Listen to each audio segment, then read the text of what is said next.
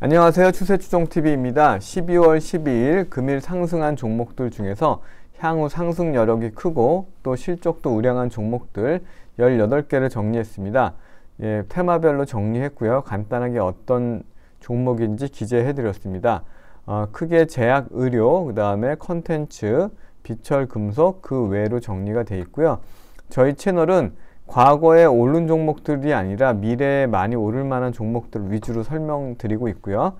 또 크게 2배씩 단기간에 올라서 고점에서 물릴 만한 종목들은 가급적 배제하고 상승 초기에 있는 종목들 위주로 설명드리고 있습니다. 또한 단타를 하든 종가 매매를 하든 스윙을 하든 가급적이면 잡주보다는 실적 우량한 종목들 위주로 거래하는 것이 안정적이기 때문에 그런 점들을 필터링을 거쳐서 좋은 종목들을 소개해드리고 있고요. 또 마지막으로는 투자에 도움이 되는 콘텐츠를 매주 꾸준하게 올려드리고 있으니까요. 이 점 투자에 도움이 되시길 바라겠습니다. 그러면 바로 종목 설명으로 이어가겠습니다. 화면을 캡처해 주시고요. 설명을 들으시면 되겠습니다. 첫 번째는 국제약품입니다. 국제약품은 중국의 코로나 봉쇄 완화로 인해서 의약품 사재기가 일어난다는 내용으로 국제약품 및 몇몇 제약사들이 올랐는데요. 그 중에서 국제약품은 상한가를 갖고 거래대금은 610억 정도 나왔습니다. 재무적으로는 그렇게 크게 볼만한 내용은 없고요. 또한 테마의 어떤 내용도 조금 어거지스러운 부분이 있습니다만 거래대금이 610억 나왔다는 점을 기초로 해서 단기간의 변동성을 좀 볼만한 종목이고 장기간에 접근하기에는 좀 마땅치 않다라고 보여집니다. 다음은 녹십자 웰빙인데요. 이 종목은 그래도 실적이 꽤 탄탄한 회사 중에 하나입니다. 시가총액은 1,550억 정도 되고요. 그래도 작년에 한 70억 정도 당기순이익이 났고 올해도 60억, 70억 그 이상은 당기순이익이 나는데요. 건기식도 건기식이지만 중국에서 태반 주사의 어떤 출시 기대감을 가지고 오늘 상승을 했는데요. 거래대금도 580억 강하게 나왔고요. 주봉상의 흐름도 보면은 주봉상에 삐꼼 올라온 모습들이 나오고 있어서 그런 기대감으로 오늘 강하게 상승을 했고 이런 바닥권에서 상승이 조금 더 이어질 수 있을 거라고 보여져서 관심 가지고 지켜볼 만한 종목입니다. 국제약품이 좀 어거지라 그러면 오히려 4.7%, 4.8% 오른 대원제약은 찐 감기약 회사죠. 그리고 실적도 시가총액 4천억 대비해서 올해 당기순이익이 한 480억 정도 나오는 회사이기 때문에 연간 단위로도 400억, 420억 더 성장하는 모습도 있는 진짜 감기약 회사죠. 그래서 어떻게 보면은 대원제약이 좀 더 수혜가 있지 않을까. 그래서 오늘 갭상승을 떠서 한 140억 정도 거래대금이 나왔는데요. 주봉상으로도 좋은 위치에 있고요. 지금 단기적으로는 이 전고점인 19,000원을 뛰어넘는, 그러니까 2만원대 E자를 그리게 되면 또 꽤나 상승할 수도 있는 부분이 있고 실적이 뒷받침되는 종목이기 때문에 관심 있게 지켜보고 거래해 볼 만한 종목이 되겠습니다.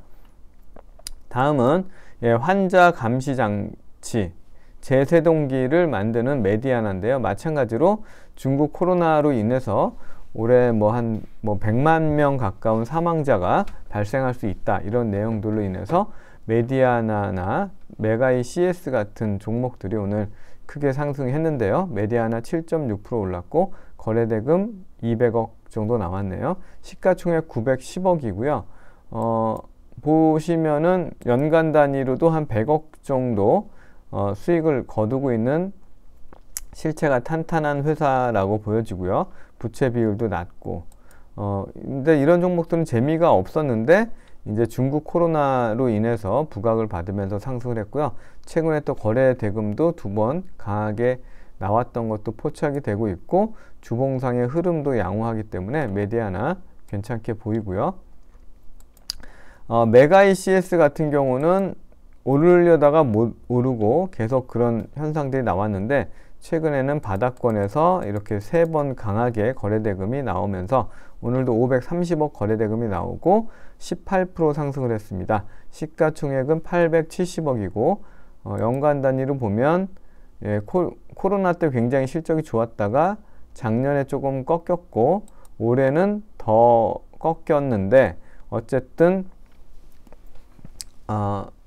인공호흡기 관련해서 또 중국에 대한 그런 내용들이 반사 효과를 받으면서 올랐는데 바닥권에서 상승이기 때문에 조금 더 갈 수 있을지 지켜봐야 되는데 그렇다고 중국으로 정말 그런 인공호흡기를 수출하고 이런 내용들이 가시화되지 않으면 쭉쭉 가기는 어려운 부분이 있어서 테마적인 측면으로 일단 보시면 되겠습니다. 게다가 이렇게 저는 실적이 줄어드는 회사를 그렇게 좋아하지 않기 때문에 그런 점은 좀 주의 깊게 봐야 되고요. 마찬가지로 바닥권에서 상한가를 간 버킷 스튜디오인데요. 시가총액은 1,500억이고 오늘 한 1,180억 정도 거래대금이 많이 나왔죠. 컨텐츠 유통 관련된 종목이고 중국에서 지금 우리나라 드라마가 계속 그 OTT에 런칭이 되고 있고 중국의 많은 드라마들이 국내 컨텐츠를 올리기를 희망하고 있는 상태이기 때문에 그런 기대감들이 컨텐츠 유통 관련 종목에도 반영이 되었고요. 특히나 버킷 스튜디오 같은 경우는 최바닥권에서 이제 올랐습니다. 다만 좀 안 좋은 내용들이 있죠. 그 누구냐 박민영인가 그 관련해 갖고 그런 좀 지저분한 내용들이 좀 얽혀 있으면서 많이 내린 종목이기 때문에 그런 점은 좀 유의 깊게 봐야 됩니다. 뭐죠? 빗썸 회장 명함을 갖고 다니면서 뭐 클럽에서 뭐 돈 수억 원을 쓰고 그게 이제 이 강지원 대표의 오빠거든요. 그런 지저분한 내용이 있는 거는 주의를 해 봐야 될 내용이고요. 그 다음에 SBS 컨텐츠 허브라는 종목이 아주 예쁘게 2번 거래대금을 강하게 실었고요. 그러면서 주봉상의 흐름도 이제 올라서려고 하는 최바닥권의 모습이죠. 시가총액은 1,320억이고요. 연간 단위로 작년에는 한 150억 정도 벌었고 올해는 60억, 70억, 한 80억 정도 지금 3분기 동안 벌었네요. 특히나 이름처럼 SBS의 컨텐츠를 유통하는 어떤 뭐 반독점적인 지위를 갖고 있기 때문에 그런 점들이 부각이 되면서 강하게 상승을 했습니다. 다음은 A스토리 드라마 제작을 하는 A스토리인데요. 얼마 전에 이제 우영우로 많이 인기를 끌었고요. 실적이 또 잘 나오는 회사이고 연간 단위로 봐도 내년에는 더 성장을 하고 지금 시가총액 한 2,600억 정도 되는데 많이 올랐다가 또 바닥권에서 다시 상승을 하려고 하는 모습입니다. 드라마 제작사로서는 굉장히 좋은 평가를 받고 있는 A스토리고요. 다음은 가장 많이 어떻게 보면 드라마를 제작을 하는 스튜디오 드래곤이 되겠는데요. CJ 계열사죠. 근데 이 종목이 정말 바닥권에서 헤매다가 최근에 금요일하고 오늘 정말 강하게 2번 상승을 하면서 크게 흐름을 좀 만들어내고 완전한 쌍바닥을 만들어낸 모습인데요. 지금은 아주 급격하게 지금 올라가고 있는 상황이라 조금 지켜보면서 이 흥분이 좀 가라앉는 시점에서 공략을 최소한 5일선 정도까지는 조정을 받아야 되겠죠. 그렇게 보시면 되고 CJ ENM도 마찬가지로 최바닥권에서 상승을 했습니다. 채널을 보유하고 있고 또 방송 콘텐츠를 제작을 하는 회사가 되겠죠. 마찬가지로 조금 한 5일선까지는 지켜봐야 될 필요가 있어 보이고요. OTT 기기 관련해서 가온 미디어가 시가총액은 1,300억이고요.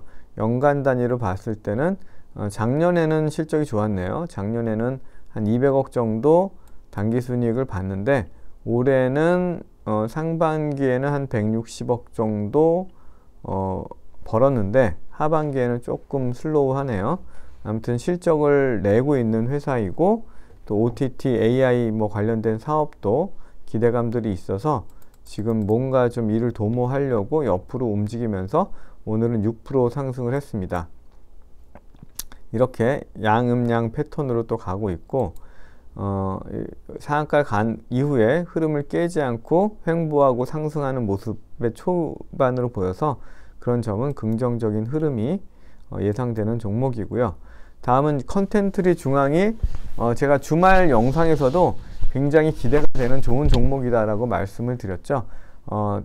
컨텐츠 제작도 하고 또 메가박스에 대한 어떤 내용들, 그리고 재벌집 막내 아들의 지분을 50% 갖고 있는 스튜디오 룰루랄라인가, 그 회사가 컨텐트리 중앙의 또 자회사이기도 하고, 이런 내용들이 다 좋으면서 드라마도 좋고 영화도 좋고 아바타 기대감도 있기 때문에 수요일날 개봉이죠.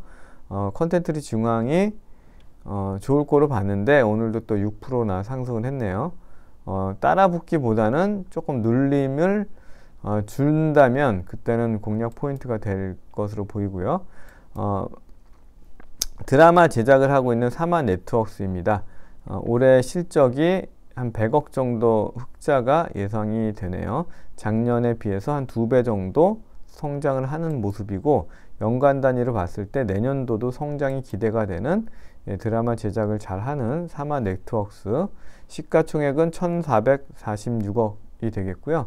이 정도 실적이라면 밸류적으로 큰 부담이 없는 자리이고요. 주봉상으로도 이제 막 올라타서 흐름을 만들려고 하는 부분이기 때문에 충분히 공략 포인트를 잡아볼 만한 종목이 되겠습니다.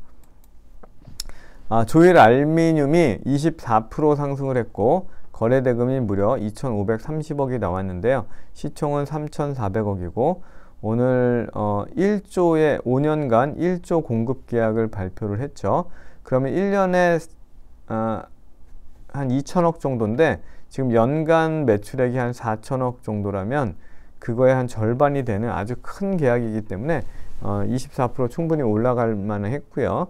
또 이런 전기차, 알미늄 박 같은 사업들이 계속 호조를 보일 거기 때문에 여기서 상승이 그치지 않고 더 이어질 만한 가능성이 많은 종목으로 급하게 따라가지는 않더라도 충분히 공략해 볼 만한 종목이 되겠습니다.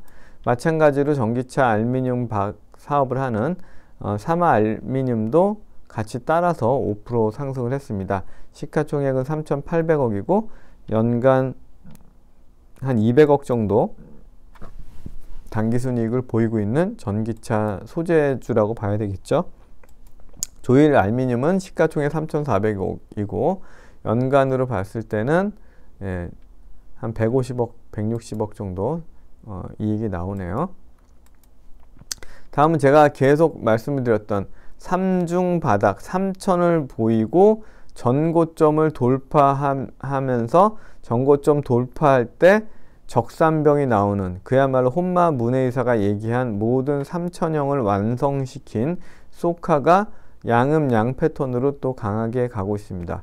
저는 금요일날 종가 매매를 조금 해서 오늘 매도를 했는데요. 지금 여기에서 끝이지 않고 시가총액 지금 한 7,380억인데요.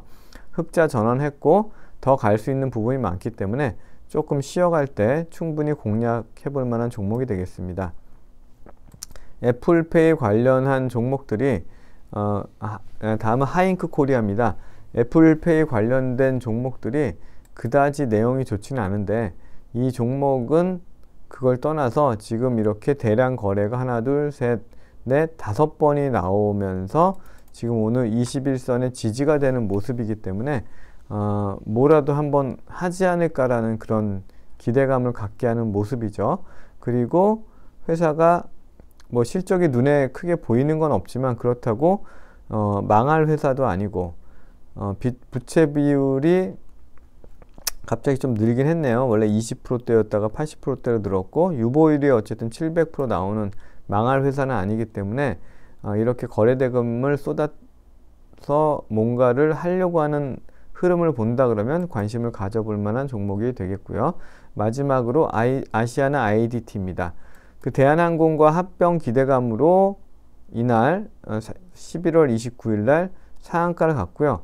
그 이후로도 많은 변동폭을 보이면서 거래대금 한 500억씩 분출을 했죠. 시가총액은 1,800억이고 유통 비율이 작아요. 유통 비율이 23%밖에 안 돼요. 그러면 한 200억 아니죠. 한 400억 정도밖에 유통이 안 되는 종목인데 이렇게 최근 거래 대금이 많이 나오면서 이런 충분히 또 물량을 잡았을 수도 있고 단기 과열 종목까지 지정이 되는데 그냥 이렇게 설마 끝내겠는가라는 생각을 한다 그러면 지금 이 변동폭을 키우는 와중에 뭔가의 어떤 액션이 기대되는 종목이 되겠습니다. 네, 그럼 여기서 간단한 리뷰를 마치도록 하겠고요. 투자에 많은 도움이 되시길 바라겠습니다. 감사합니다. 마치겠습니다.